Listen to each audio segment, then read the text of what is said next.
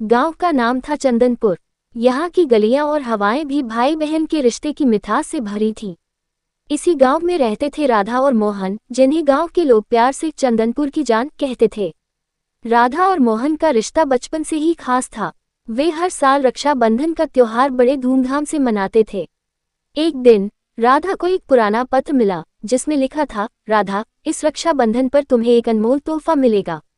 पत्र पर न तो कोई नाम था और न ही कोई पहचान। ये पत्र राधा को हैरान कर गया। उसने मोहन को ये बात बताई और दोनों ने मिलकर यह जानने का निर्णय लिया कि यह पत्र किसने भेजा है। जैसे जैसे रक्षाबंधन का दिन नजदीक आ रहा था, राधा और मोहन की उत्सुकता बढ़ती जा रही थी। उन्होंने गांव के बुजुर्गों से भी इस बारे में बात की, पर किसी को भी इस पत्र का राज नहीं पता था। एक दिन राधा को अपने दादाजी की पुरानी डायरी मिली। उसमें एक किस्सा लिखा था, जिसमें एक रहस्यमय खजाने का जिक्र था। राधा और मोहन ने तय किया कि वे इस खजाने की खोज करेंगे। उन्होंने डायरी में मिले संकेतों का पालन किया और गांव के बाहर स्थित पुराने मंदिर की ओर बढ़े।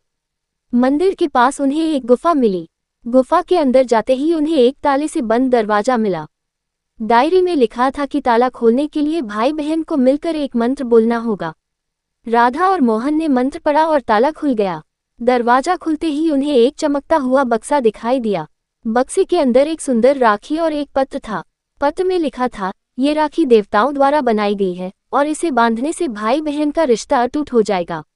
राधा ने मोहन को राखी बांधी और मोहन ने वचन दिया कि वह हमेशा राधा की रक्षा करेगा।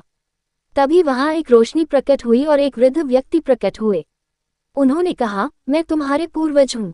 ये खजाना तुम्हारे लिए ही था। इस राखी की शक्ति से तुम्हारा रिश्ता और भी मजबूत हो जाएगा।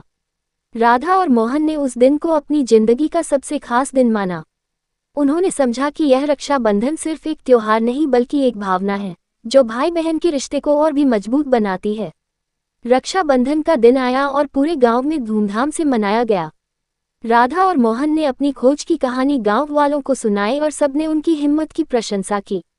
अब हर साल जब भी रक्षाबंधन आता, राधा और मोहन उस खजाने की राखी को विशेष रूप से पहनते और अपने रिश्ते को और भी गहरा करते।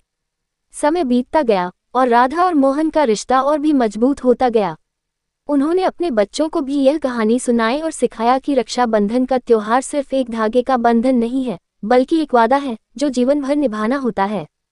इस तरह चंदनपुर की गलियों में राधा और मोहन की कहानी एक मिसाल बन गई।